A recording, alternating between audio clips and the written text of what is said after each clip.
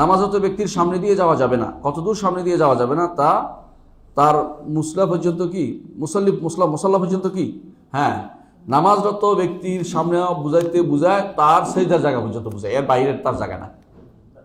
আমাদের সমস্যা হচ্ছে সামনে দিয়ে গেল মনে করে ঝগড়া লেগে যায়। আর যদি ইমাম সাহেব থাকে তার সামনে দিয়ে যাওয়া যাবে।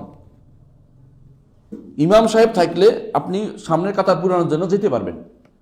একবার আমি এখানে নামাজ সামনের কাতারে গেছি, আমার তো মারবে।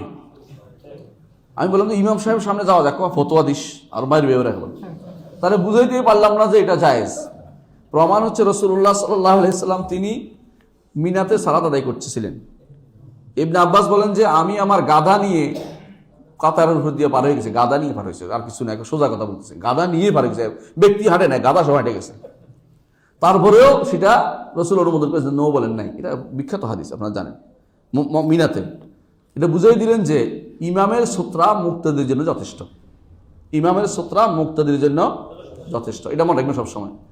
এই জন্য সৌদি আরবে অনেকে মুক্তাদির পিছনে সামনে কাটা পুরা করে, এই নিয়ে ঝগড়া লেগে যায় বাংলাদেশি হুজুর রাজাই, হ্যাঁ নামাজ রাখা দিয়ে হাঁটছে, এখানে এদেশের মানুষ কোন নামাজ দেখে না। আরে বেটা, এটা তুমি তো মুক্তাদি, তোমার তো সোত্রার দরকার নেই। সোত্রার দরকার ইমামের সোত্রা দিছে কিনা দেখো। তোমার তো ইমামের সোত্রা দেয় না তো এই দেশের মানুষে। ইমামের সোত্রাটা গুরুত্ব বেশি। আর একক সালাত আদায় করে আপনি সোত্রা দিয়ে পড়েন, সোত্রা দেন নাই, মানুষ তো বুঝতে পারে নাই। সোত্রার ভিতরে থাকলে আপনি বাধা দেন, অথবা হাঁটতেছে আপনি বাধা দেন, যতটুকু আপনি হাত দিয়ে পান, হাত দিয়ে বাধা দিতে বলছে। এর অর্থ হচ্ছে হাত দিয়ে হেঁটে যায় বাধা দিয়ে আসতে বলেন। এর হচ্ছে আপনার যতটুকু পর্যন্ত আপনার সেই জায়গা অটুকুর মধ্যে আপনি থাকেন, এর বাইরে যাইেন না, এর বাইরে আপনি বাধা দেওয়ার অধিকার নাই। এই জন্য সমস্ত ইমামরাই প্রায় একমত যে সেই দেওয়ার পরে এক বিগত, কেন চোখ আর একটু বড় হয়তো, চোখটা ওটুকু থাকে না, মানে যেটুকু হলে ডিস্টার্ব হয় না, ওটুকু দিক মধ্যে না গেলেই হলো। সজদার পরে তারা এক বিগত এক হাত বলে। আর হাম্বলি মাযহাবে বলছে 170 সজদা পর্যন্তই তার জায়গা, এর বাইরের অংশটুকু তার জায়গা নয়। তবে আমরা এহতিয়াতান সাবধানতা বস্তু বলি যে সজদার পরে এক হাত পর্যন্ত যদি না যায়, এর পরে দিয়ে গেলে কোনো গুনাই হবে না, কারণ এটা তার অংশ না, তার সালাতের অংশ না, তার জায়গা নয়, এটা অন্য মানুষের জায়গা। তার সালাত হচ্ছে এখন সালাত করতেছে, তার সেজদার জায়গা একটুর মধ্যে তার যথেষ্ট, এবং চোখ যত যথেষ্ট। চোখটা উপর দিকে উঠাবেন কেন? নিয়ম হচ্ছে সেজদার জায়গায় চোখ থাকবে, সুন্নত হচ্ছে সেজদার জায়গায় চোখ থাকা। যখন আপনি দাঁড়াবেন কোথায় থাকবে? সেজদার জায়গায়। রুকুতে কোথায় থাকে? সেজদার জায়গায়। বেশিরভাগ মানুষের রুকুতে কোথায় রাখে? পায়ের নখ। কে বলছে পায়ের নখ? এটা কোনো হাদিসে কোথাও আসে নাই।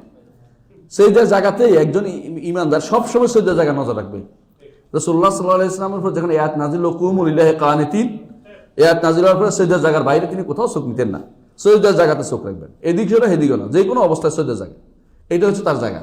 এটা হচ্ছে এখানে তার, এটা থাকলে তার মাথাটা থাকবে, বিনয়ী থাকবে। এরপরে আপনি একবার চোখ, একবার নাক, একবার আঙ্গুল, এত কিছু দেখাতে কি বলছে, তাকার সময় আঙ্গুলের দিকে, তার সাথে আঙ্গুলের দিকে। তখন যখন আপনি এটা আঙ্গুলটার দিকে তখন দোয়া করেন, তখন দোয়া করার সময় অবশ্যই আঙ্গুল দিয়ে, এটা এই জন্য দোয়া, এটা দিয়ে দোয়া করে। ইয়া দোয়া বিহা হাদিসে আছে, রাসূল এটা দিয়ে দোয়া করতেন। এটা দোয়া বুঝেন কিনা? আল্লাহ যে উপরে, এটা ইঙ্গিত, বুঝছেন কিনা? এটা দিয়ে ইঙ্গিত বুঝাচ্ছে আল্লাহ উপরে।